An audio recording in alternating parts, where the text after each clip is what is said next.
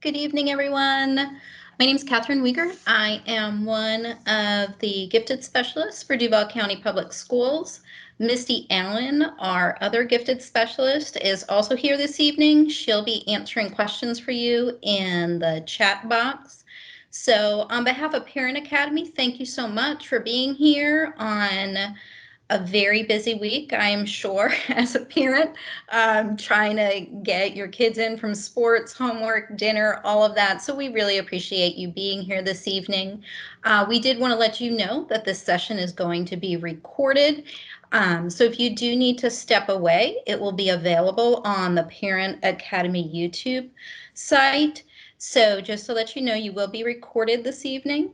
And thank you again for being here. This is our third installment in this series on supporting the mental well-being of your gifted or high-achieving student. This series is being brought to us by Erica Whitfield, who is a licensed mental health therapist here in town. And this evening's topic is what to do if your gifted or high-achieving student is too self-critical. Oftentimes, our gifted students put a lot of pressure on themselves, and as a parent, we're not quite sure what to do. They have very high expectations of themselves, and that can often lead to frustration for them and anxiety, and then frustration for you as a parent. So this evening, Erica Whitfield is going to be sharing some strategies with us to help us validate our students' feelings and then encourage open dialogue with our students. You are more than welcome to put any questions you have this evening in the chat box, and Erica will be answering them for us throughout the night. And then also you can always email the gifted department with any questions you have about gifted services and your child throughout the year. So with no further ado, I'd like to introduce Erica Whitfield, who is our presenter this evening. And Erica, thank you so much for being here. Thank you so much, Catherine. I'm going to share the screen here and we will get started. All right. Catherine, can you see my screen? Yes, I can. It looks great. Okay, thank you so much. All right, welcome, parents. Thank you so much for being here this evening. These sessions really jazz me up. Your questions really pump me up. This is our third time some of us may have been together here with me, and I just can't wait to get into this topic because it is so important. And like Catherine was saying, our gifted and our high-performing kids have such a desire to do well, to show up as their best, and even to please the other people around them. But sometimes that can turn into self-criticism. So today we're really going to talk about what to do when you see that happening, what it looks like when it happens, and what you as parents can do when we see it happening. All right. A little bit more about me before we get started. You already know I'm a licensed mental health counselor with about 12 years of experience, working exclusively now with gifted, creative, and high-performing youth who are experiencing anxiety and stress, and also the founder of Positive Development, which is a practice here in Jacksonville. Okay, now let's talk about gifted kids. Now, at the practice, we define our gifted kids as children who enjoy expressing themselves through the arts and academics and in other ways. And we think that all kids are gifted because every kid has some kind of unique talent or skill or other characteristic that they can hone in on to really show up in the world at their very best. So we believe all kids have gifts, and we love bringing it out of the kids who may not even feel like they have a gift to share. Okay, now for our main topic here, let's get started. And before we really start to get into the meat here, I want to encourage you, as I'm talking, feel free to ask as many questions as you like. Feel free to make comments in that chat box. I want this to be as interactive as possible. If you have a story to tell, put it in that box so we can pull it out, because that's really what's going to benefit all of us here tonight, is to learn and share from each other. So let's really communicate and be as interactive as we can. All right, self-criticism. So I've got self-criticism defined here as the act of criticizing one's own faults or shortcomings or minimizing one's own accomplishments. And I want to bring up the movie Encanto. Has anyone seen that movie? It's a Disney movie, I believe. Put it in the chat box if you've seen it. And Catherine, let me know if anybody's commenting on this movie, Encanto. And the people who have seen it probably know where I'm going with this. Yep, we have some people that have definitely seen it. Yes. Okay. So Encanto is this amazing Disney movie, and it's all about this family of high performers. Everyone in this family has some kind of special magical gift. But what's happening is that this gift for some of them have almost become a burden. And they've become extremely self-critical of themselves because they feel like the weight of the world is on their shoulders and they can't mess up. They have extremely high expectations for themselves. They know that others expect a lot from them. And it starts to get to the point where it just starts to crush them a bit and they have to work through those feelings. So self-criticism, I feel like, is really represented well in that movie when it comes to what it's like for a high performer to feel that stress. All right, and so why is self-criticism so prevalent among the gifted, creative, and the high-performing? Let's look at that. Now, these are some of the 3 common themes that usually show up when I'm in the counseling room with kids. Let's look over here in our green box here.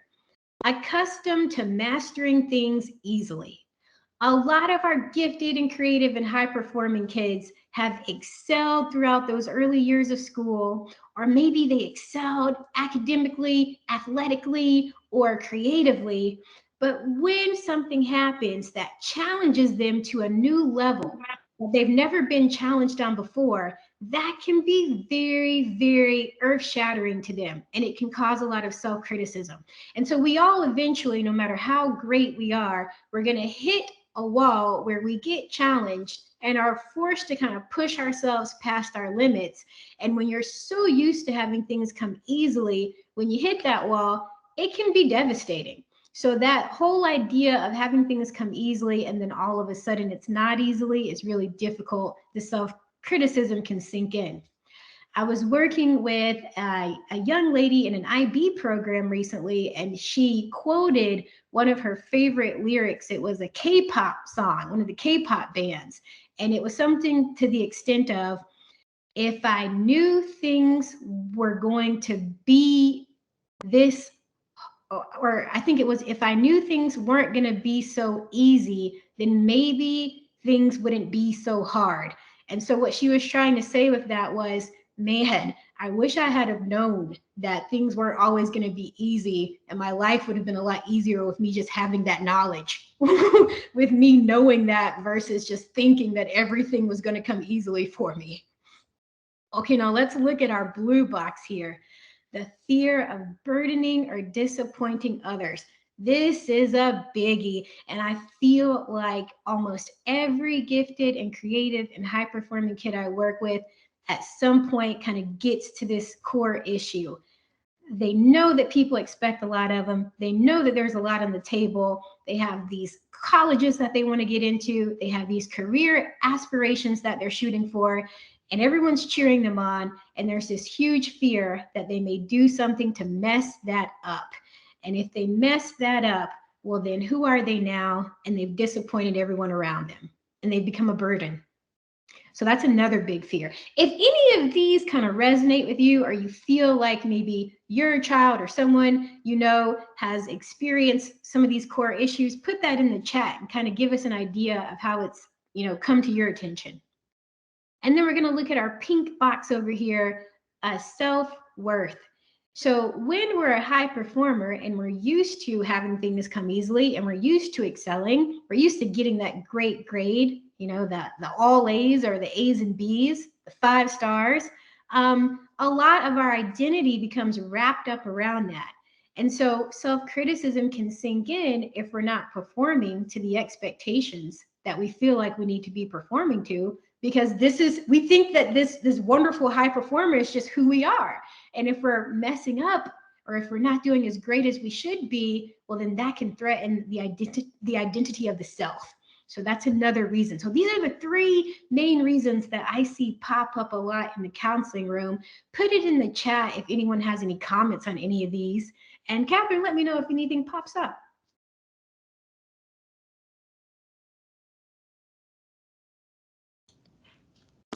No comments yet, but I'll just say that the green box is students who are accustomed to mastering things pretty easily. That is topic Misty and I deal with teachers and parents, especially with the transition from elementary to middle or from middle to high. You know, we have so many of our students who have just mastered things so easily, they really haven't learned how to learn. Oh, Catherine, I mean, you just said everything. And and it was that word you used, transition. Okay, so we're used to doing things a certain way, but now that we're transitioning and maybe having to step outside of a box that we're accustomed to, that can be very difficult. I love that comment. Okay, let's keep moving here. Now I've got a pop quiz for you parents, and I want you to put your answers in the chat. We're going to see who gets the right answer.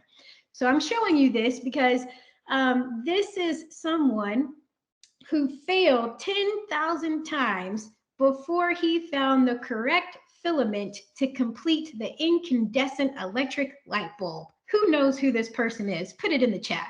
This person failed 10,000 times, maybe over 10,000 times. Any answers so far? We have some Edison guesses. You guys got it. This was Thomas Edison. So now I want you to imagine trying to do something, you know, even 5,000 times and not getting it right. And imagine the kind of like negative thoughts that can pop into your head. You know, Thomas Edison could have easily let self-criticism sink in and totally derail him off this path, but he kept going. So for him, it wasn't about getting it right the first time. It wasn't about feeling guilty for making mistakes or not getting this right away. It was just about consistency, continuing to show up until we finally get the results that we're looking for. Okay, let's look at this next one. Okay, who was rejected by 12 publishers before finding success with her book series, Harry Potter? Who knows that one?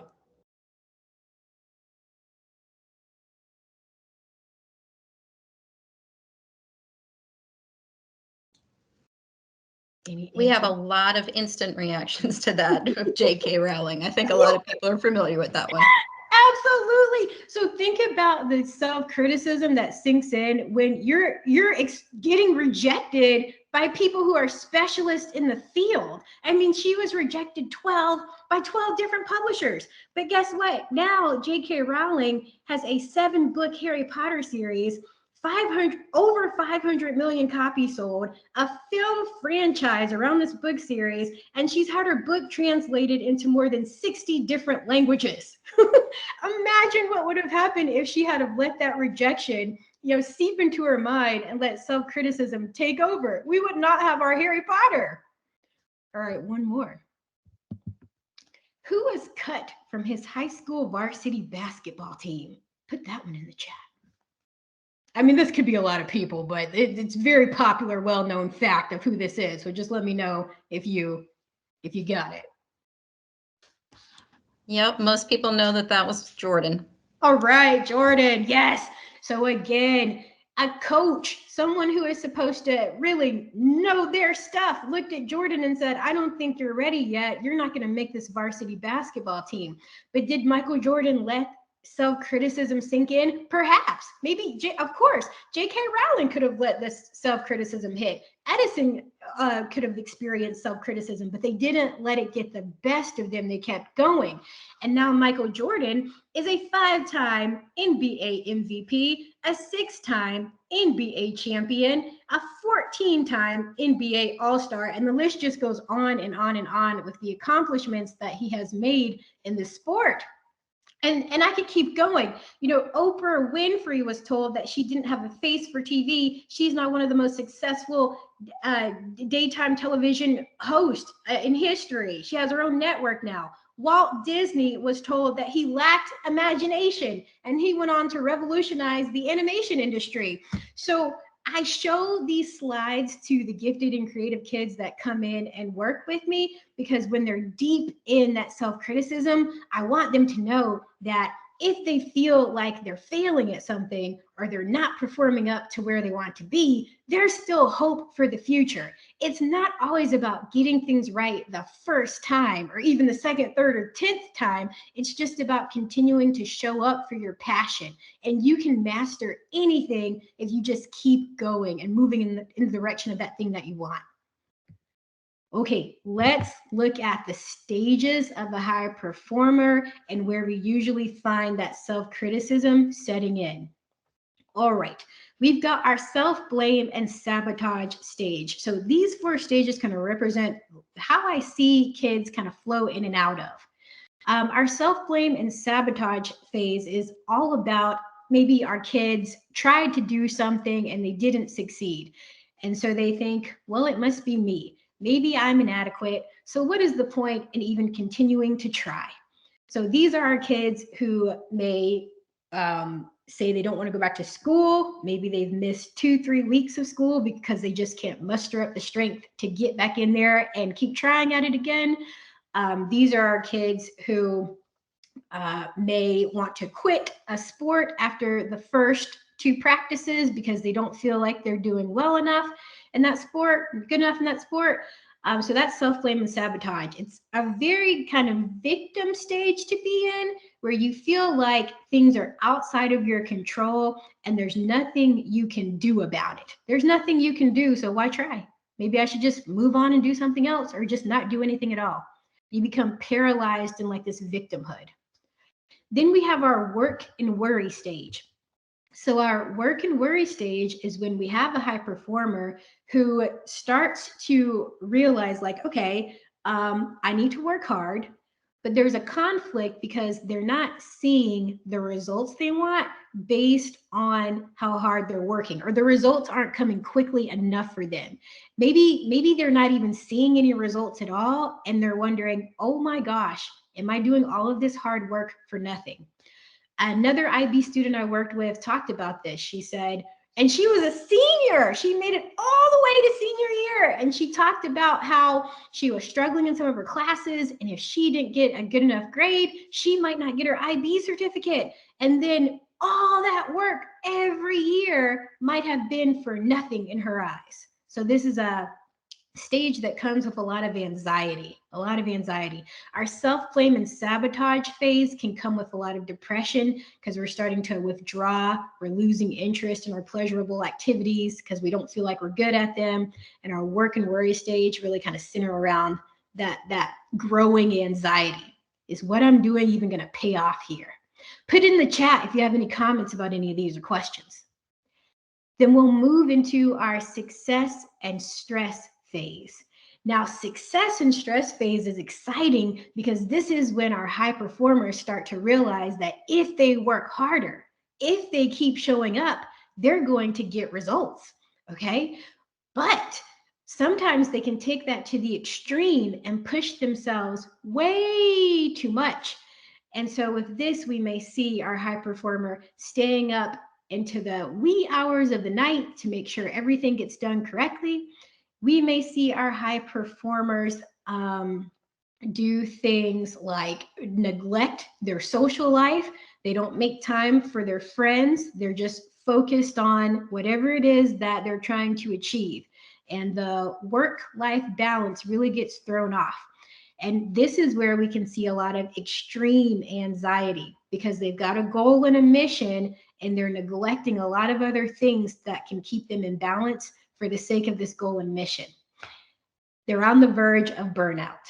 And the thing about this is that when you're in the success and stress phase, you can fall into this cycle, this kind of trap where you never really enjoy what you achieved because you've already set your next goal. So, for example, the kid who graduates from the IB program, is totally kind of minimizing that accomplishment because he's already focused on now getting into the college of his dreams. Okay, so now he's in the college of his dreams, but he hasn't stopped to appreciate that because now he's focusing on graduating from college because he has to get the best career. So it just keeps going on and on and on if it's not checked. And it can come with extreme anxiety, somatic symptoms, stomach aches, the headaches, all these phases can come with that really. But you're going to see it more so in like that success and stress phase because it's just such a high pressure. And then finally, we have flow and grow. So this is our high performer who has started to learn that, yes, they can have big plans for the future, but they can also appreciate the milestones and the journey along the way of reaching this greater success that they're working for. They have a much more appreciation for balance, for social relationships, for fun, and this is typically going to be associated with lesser mental health issues because they've just found that balance. There's still going to be stress, there's still going to be anxiety, but we're going to see a lot less of it because they've put things into balance. Okay, that was a lot of talking, so I just want to take a pause and see if we have any comments or questions in the chat. Nothing at the moment. Okay, we'll keep on moving here. Oh, and I want to point out now the flow and grow stage. That can happen a lot of times when we have a kid who's been in success and stress and they just can't maintain this anymore. And we have something where they either kind of hit bottom and maybe they've physically exhausted themselves to the point where they can't stay awake anymore and they just kind of fall out, like they have to they just have to sleep, or they have a fallout period where things have gotten so stressful and anxiety ridden that they have to take that week off just to make up for all of that stress that they put on their minds and bodies. And once they hit that bottom, sometimes that's when they'll start to realize that there's a better way, there's that flow and grow. But your high performers, usually something significant has to take place before they're even ready to accept the fact that they want to transition into flow and grow. And so that's why I say, like, work with your kiddos as early as possible to help them understand that work balance. Because in groups that I lead, I noticed that the middle schoolers are so much more receptive to hearing about how to maintain balance than the high schoolers are. The high schoolers are almost like set in their ways and they've got to achieve their goals, and that's that, and there's no room for anything else. And they're the ones that usually get into flow and grow because of unfortunately something bad that happened, versus our middle schoolers who are learning early and can start to be more proactive with their self-care and their mental health as they work on their big goals. Erica, there's a really good question here. Do you see kids go from one of these stages to the other, or can kids skip a stage or even possibly regress? Oh, yes. Oh, that was a beautiful question. Yeah. So at any given time, we could go from any one of these stages. You could have a kid in flow and grow hit some kind of obstacle that they still haven't that still kind of like jars them, and they could go right back into self-blame and sabotage. Now, your person in flow and grow is probably going to be able to recover from the self-blame and sabotage more quickly because they've kind of gone through the different stages, but that's totally possible. Success and stress could easily turn into work and worry. Maybe you were getting results, but now you've hit another wall and you're not getting those results and you're working super hard. How difficult is that to grasp, that you are working your butt off and not getting the results you're looking for? And yeah, self-blame and sabotage something can happen and you can go straight into flow and grow. So yeah, you can go in and out of these stages at any time in your life. This applies to adults as well, honestly. So yeah. Okay. So now let's talk about what we as parents can start to do to help. There are 3 things that I want to bring to your attention tonight, and those things are validation, building competence, and expressing gratitude. These are really strong core competencies here that if we kind of instill in our kids, we're going to be able to help them minimize, maladaptive things that might happen as a result of all the pressure that they feel like they have on themselves. So let's first start off with validate. Okay, and parents, I'm going to need your help with this one. So I want you to tell me something that your high performer might say. Get really specific. I need specifics. Tell me something your high performer might say that you might feel the need to challenge. So let's take a minute here, think about that, put it in the chat. This needs to be something your gifted or high performer might say that you might feel the need to challenge, and be really specific.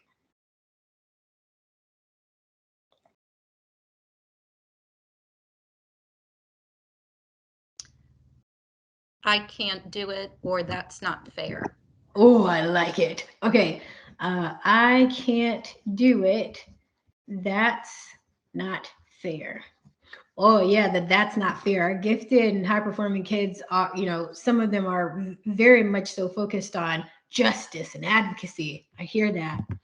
Okay, so You've also got I'm not smart, or I'm the worst at this, or okay. it's too hard.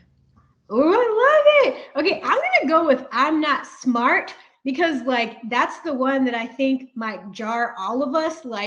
Of course we know they're smart. Okay, so let's go with that one. I'm not smart. So when you think about validation, I first want you to look at 3 types of ways that parents feel like they're validating their kids, but they're actually not sometimes. So the first one is called instruction validation. And instruction validation is when you let someone know that you're listening to them, but then you tell them what to do. So if your kid says, I'm not smart, then you might say, well, if you don't think you're smart, then maybe you need to study harder, or maybe you need to, just work more at what you're doing. So that's instruction. You listen, but then you followed it up by telling them what to do to get to what they said they wanted, or to address their statement. Then we have dismissive validation here. And this is when we provide a contradictory response to what our kid is saying. So we listened, but then we say something like, well, what do you mean you're not smart? You're so smart. Look at all those grades you're making. You've got all A's. You're the brightest kid. You were the valedictorian. What do you mean you're not smart? Of course you're smart. So in that case, we have good intentions in mind, but our kids aren't hearing our good intentions, because all they're hearing is, you don't understand what I'm trying to say to you. You don't hear the perspective that I'm trying to provide to you.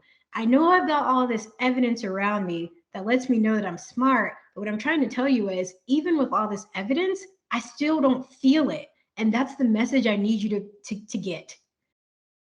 And then we have problem solving. So problem solving is when we try to solve someone's problem. We're listening, but then we follow up with all of these solutions for them.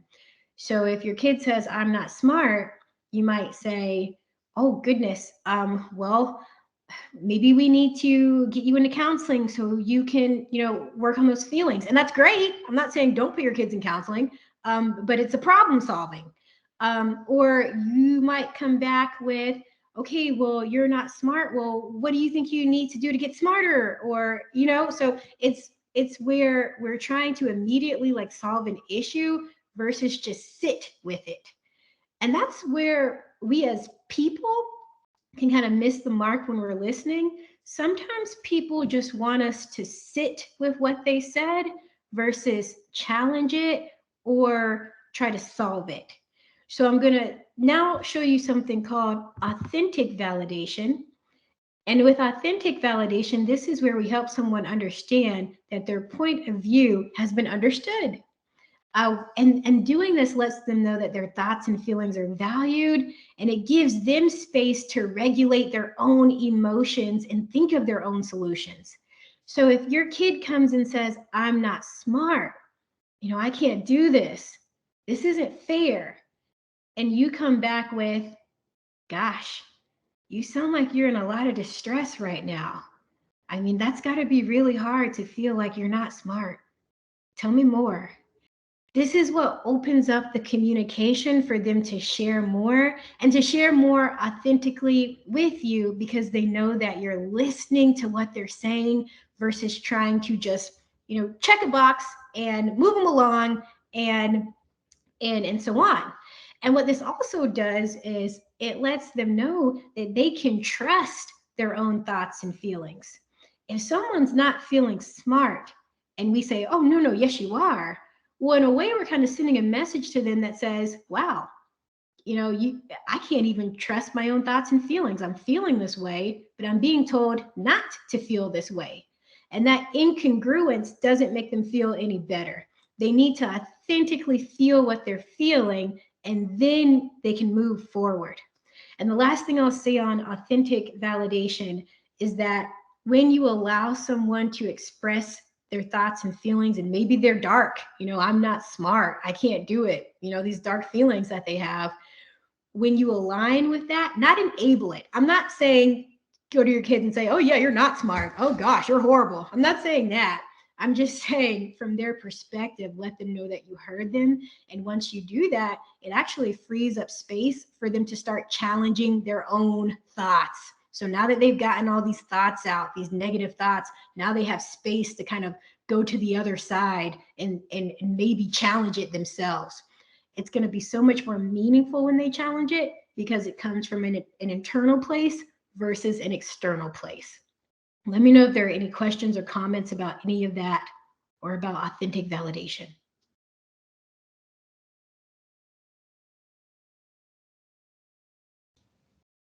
No comments on that yet. All right. So then we're going to move on to building competence. Okay, so a lot of times when our gifted and high performing kids say, I can't do it, I'm never going to be able to do this, I suck, everybody else is doing this and I can't. Sometimes, again, we try to challenge them and we try to let them know how great they are. But how often do we actually prescribe the problem? And so what I mean by prescribing the problem is, if they want to get better at something, let's help them get better at it versus telling them to calm down and relax. So building competency, what further skills do they need to actually get better at this thing that they want to get better at?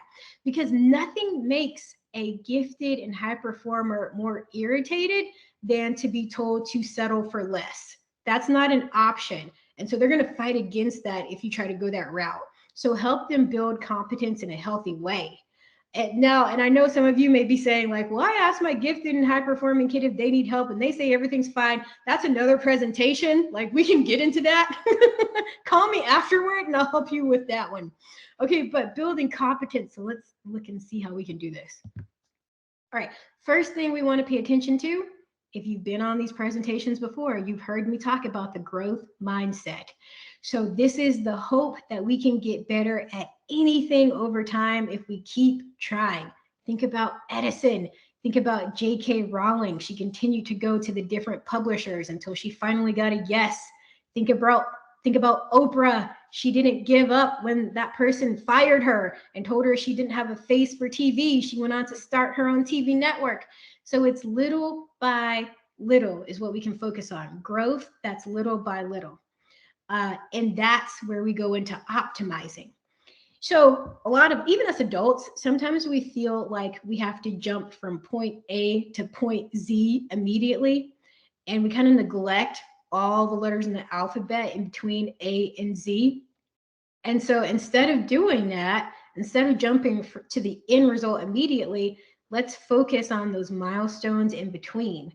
Or let's focus on one task and just get better and better and better at completing that one task over time. A bit of a tangent too that I'll go on is your gifted and creative kids can have their hands in a lot of pots. And so if your hands are in a lot of different things, it can be almost impossible to be the best of the best at everything, just because of the mere fact that your attention is distracted. And so that's something to pay attention to. If we want to get better at something, we've got to put our attention and focus on it. And what are we willing to almost not put on the back burner, but what are the things that we're willing to be less than perfect if we want one thing to be perfect? And of course, I'm using the word perfect. Nothing's perfect, but you know what I mean. If we want to be really, really, really great at this thing, then what are some other things that we might say, okay, well, those things don't have to be that great. So that's another route that you can take too, if your gifted or high performing child is willing to entertain that conversation. They may really feel like they need to be the best of the best at everything. All right. And then tracking. Tracking is huge because this gives us the evidence that we need to let us know that we're making progress. So if you have a child who is like playing lacrosse and maybe they're not like getting any points, but then a few games in, now they're getting a few points, and a few more games come, and now they're getting even more points, and then more games come, and now they're getting even more points. Like track that progress over time so that they can see, hey, look, you started here, but now you're all the way up here. And I'll repeat, it's so important to keep track of your growth because by the time they get all the way up here, they probably don't even have an appreciation for what they did to get there because they've already set the next 3 higher goals that they want to achieve. So we have to make sure that we don't get caught in this achievement trap where nothing is good enough and we're neglecting like all of these amazing accomplishments that we've been able to make over time. So track the progress. All right, and then this is something I love to do called an idea map. This really helps kids get out of a problem-focused context and more into a solution-focused context. So I'm going to ask your help again, parents. I want you to give me a specific problem that your gifted or high-performing kid may be having, or a gifted or high-performing kid that you know of, and put that in the chat. What's a problem?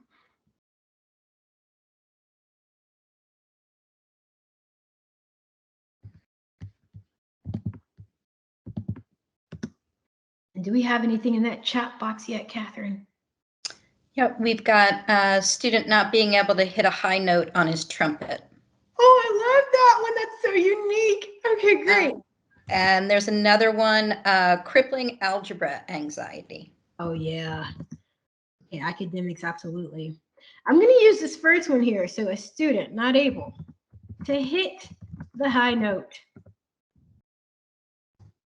Okay, so this is what I like to do with the kids. First, we start off with just identifying what the problem is. So this student can't hit that high note. Well, when you're just focused on the problem, what your mind does is it just further takes you down this negative spiral. So instead of focusing on the problem, we're going to transform this problem into what we want. So if this student is not able to hit a high note on the trombone or the trumpet, what does the student want? So the person who gave that example, tell me what the student does want.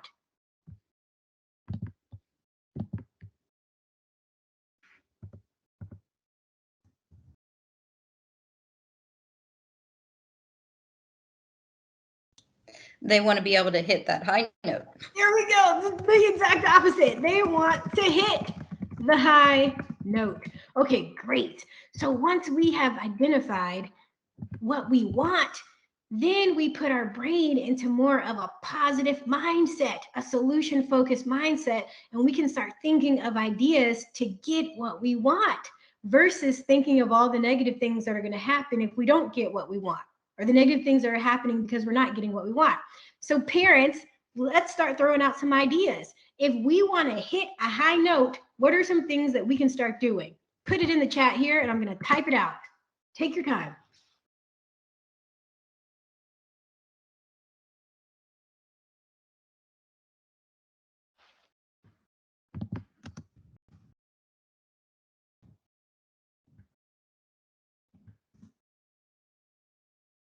A couple of suggestions of more practice and practicing more. going to a live jazz performance, watch instructional videos. Oh my gosh, this is wonderful. Okay, and then watch those instructional videos. Watch instructional videos. Look at this!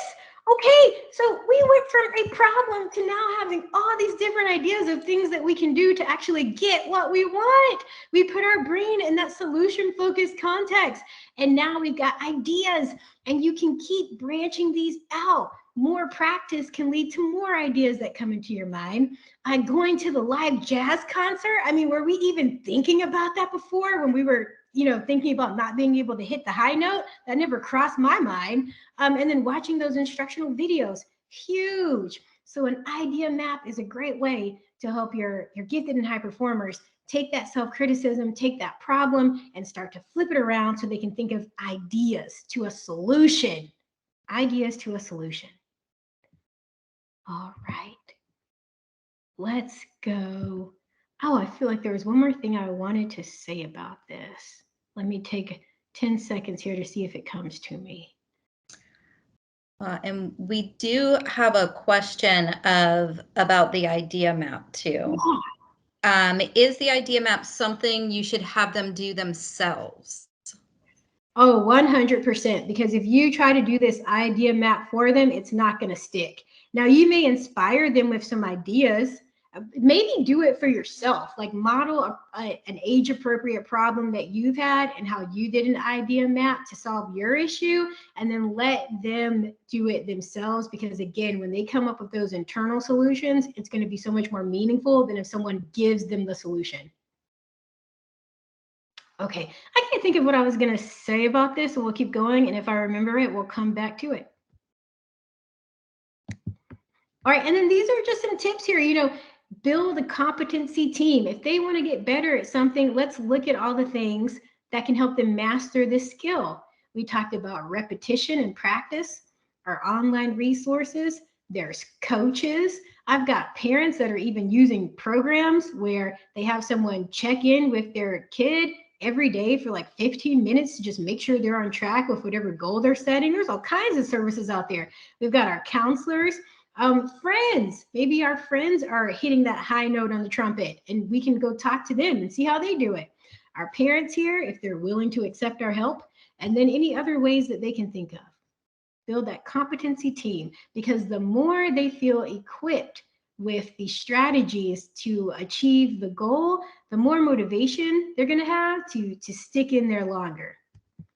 Erica, we've got a good question about the idea map again.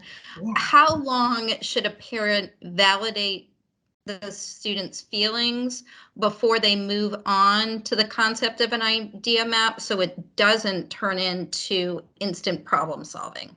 Oh, that's really good. Excellent question. Good question. Yeah. Okay, so you want to talk through the issue. So basically, like, two things. Like, one, your kid they've talked to you. You can tell that like they've kind of gotten the conversation, the issue out of their system. Maybe they're slowing down, they're changing the subject now and moving on to other things. That's one indicator that your kid has like talked it through. And then perhaps you can go into an idea map, or you could just come back with the idea map on another day. It doesn't have to be right after the issue has been like brought up. Another thing to look out for too is once you hear someone and they're talking to you about a problem, and then you start to hear like the same comments and the same narrative, like the exact same, like it's repetitive, that's when you also know that they may be ready for you to explore the idea map, when they kind of like start repeating themselves with like the exact same language. Okay. All right.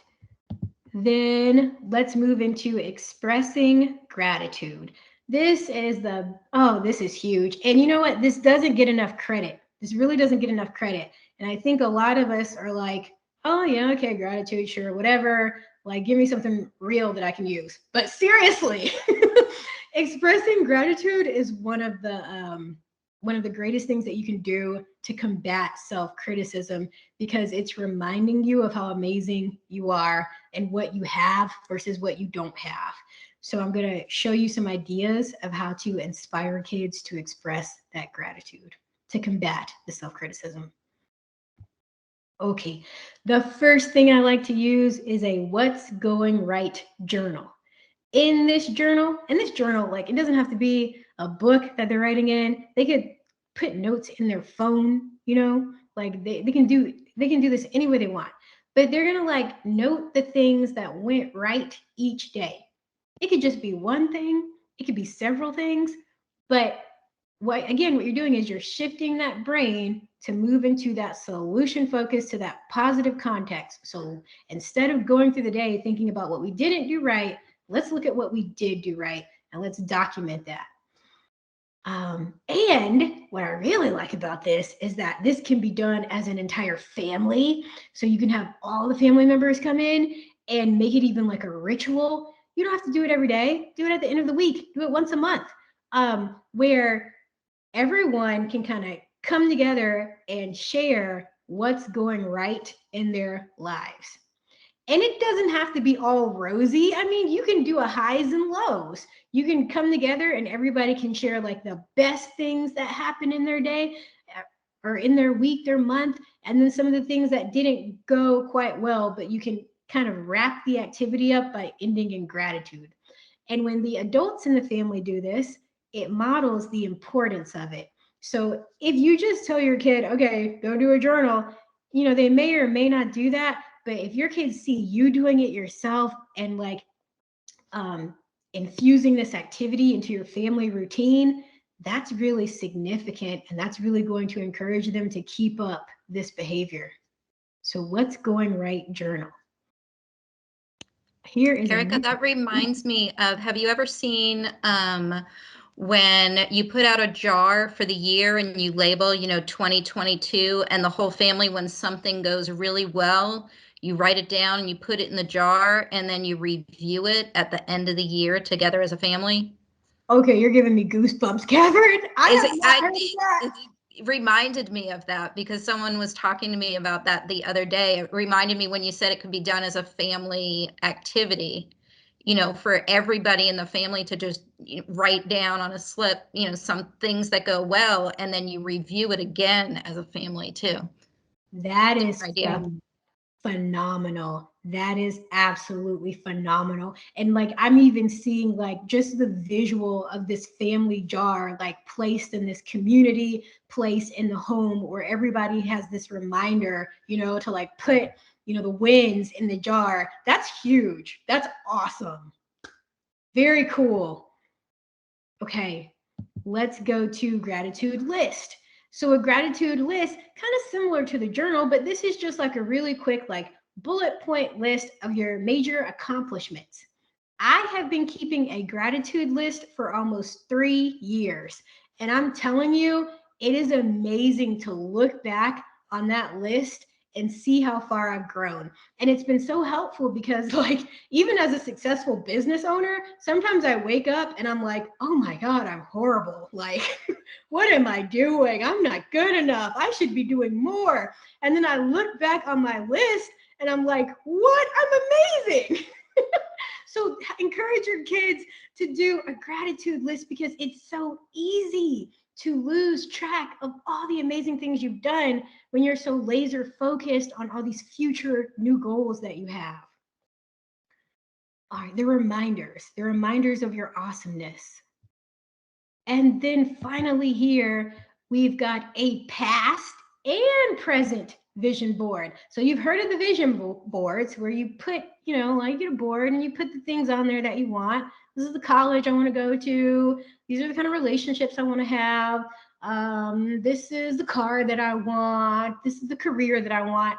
Well, a past and present vision board is when you divide that vision board in half and you post your future goals along with your past accomplishments. So like, your seniors who are off in college can like have something on there that represents their graduation from high school, or your little kids who are transitioning into high school can have like a token from middle school and their accomplishment in completing middle school, or science projects that they've won, competitions that they've been in, award ceremonies that they've participated in, just something that reminds them of the awesome past that they've had, again, while they work on the awesome future that they are going to have.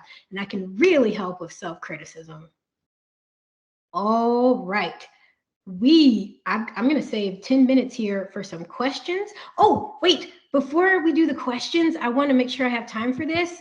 I'm giving away one free spot for one of your kids to participate in our Practices online support program for gifted, creative, and high-performing kids. This is a 9-week program, and we work on things like stress, anxiety, and it's really cool because we come together as a group online. So we have our gifted and high performers, and then we have teen leaders. These are like middle or high schoolers who have done our program before, and they're coming back almost in a mentor role. And it's really neat. I mean, a lot of the benefit from this is just being around other kids who are going through something similar to you. Like, these are the kids that understand why you were upset that you made a 92 and not a 98, because they feel the same way. And so they get validation. So instead of like kids rolling their eyes and saying, why are you upset? You're still the best. No, they're around other high performers that get it. So definitely email to me. I'm going to pick one person to select, and your kid will be able to participate in that 9-week program for absolutely free. So I hope to hear from some of you all, and hopefully your kid can get in. Okay, so I would like to now open it up for questions and comments, if there are any. And I'll put it on the slide too if you need my email. Any questions or comments? How do you help your child who is struggling to recognize their accomplishments because it's something that comes easy to them? Kids who minimize their accomplishments. That's a really good question. Let me sit with that for a second. How do you help? Oh, okay. I would definitely use the validation tool, because again, it's like we see that accomplishment and we know how much hard work and effort that was put into that. But again, to them, not so much, so like it doesn't resonate the same with them. To them, it may have come easy. So why should they be proud? Or why should they make a big deal out of it? It wasn't hard for them to do anyway. And so for them, they want to go after the bigger fish, because the bigger fish are things that they can feel like they're proud of. So validate, and then come back in with expressing of that gratitude if they're willing to hear it. And cheer them on. You can say, all right, I see you think that was absolutely nothing, and you've got your eyes on a bigger prize. Well, you go for it, and let me know if you need any help as you're working towards that bigger goal.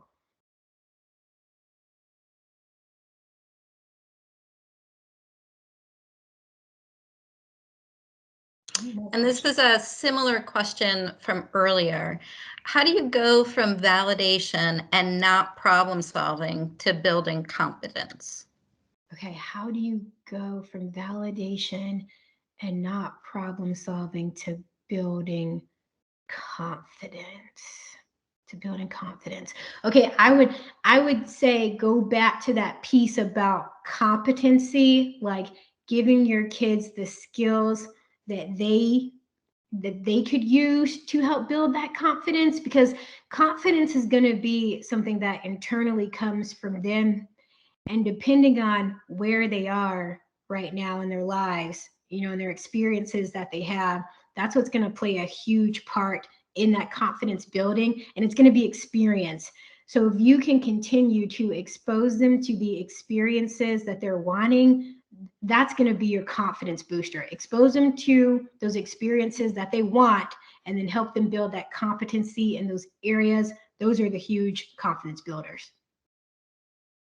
It sounds like parents have some concern when you reviewed validation and not going straight to problem-solving validation, on how you can validate and not do the problem solving, but then move on to building those competency skills. Yeah. Like what's the timeline of that? I think is parents are wondering, you want to validate and not solve the problem, but you also want to build the competency skills. So what does that timeline look like? Absolutely. So when you ask that question, I'm writing a note here. I think of receptiveness and boundaries. Okay, so if you want to know like when you can start that shift, get an idea, pay attention to your child and see how receptive they are to you shifting them in that direction. Like, for example, that idea map, like if you've just validated them and now you're like, hey, let's do something interesting. Let's do an idea map. And they roll their eyes and start to walk away. Maybe they're not ready for that yet. Okay. But at the same time, if there's something happening that needs to be addressed in a more immediate manner, you can set boundaries. This is like with anything. We don't think about behavioral issues sometimes when we think about our gifted and creative and high performing kids, but you can treat this just like a behavior. You can think about it in 3 categories. So maybe your child is struggling with something and it's something that really does immediately need to be addressed. And so you can kind of create these zones of like green, yellow, red. And green is, I'm going to validate you, and that's all that needs to be done now. Yellow is, I'm going to validate you, but we need to start talking about like pros and cons if things don't change here. And then red is like, I'm stepping in as a parent because I feel like you are on a very detrimental path. And now we're going to explore some options that I'm going to provide to you, and you can pick one of these options. Does that help?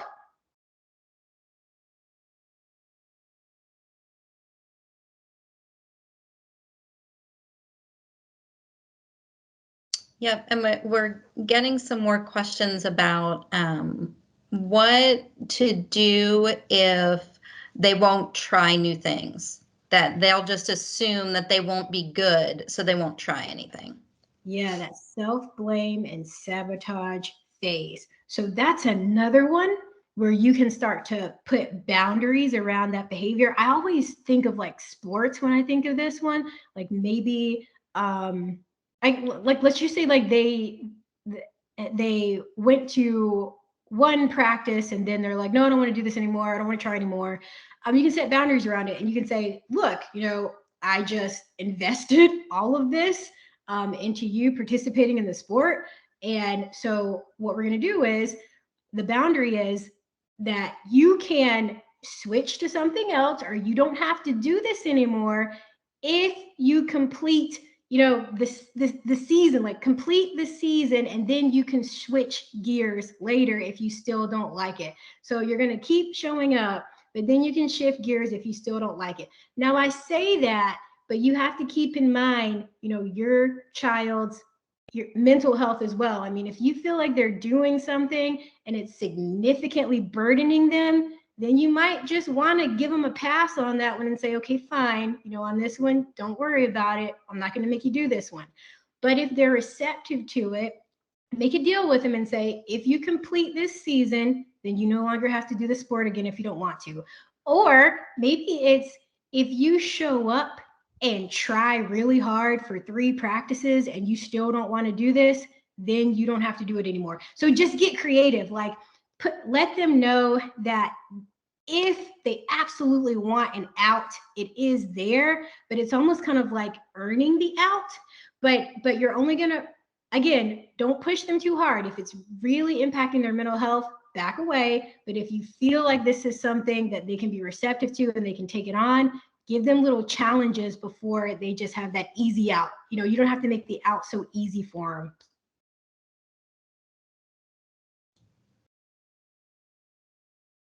Yeah, and parents were agreeing that it was great info for them. I also just put my email address and Misty's email address in the chat box in case parents need to reach out to the gifted department.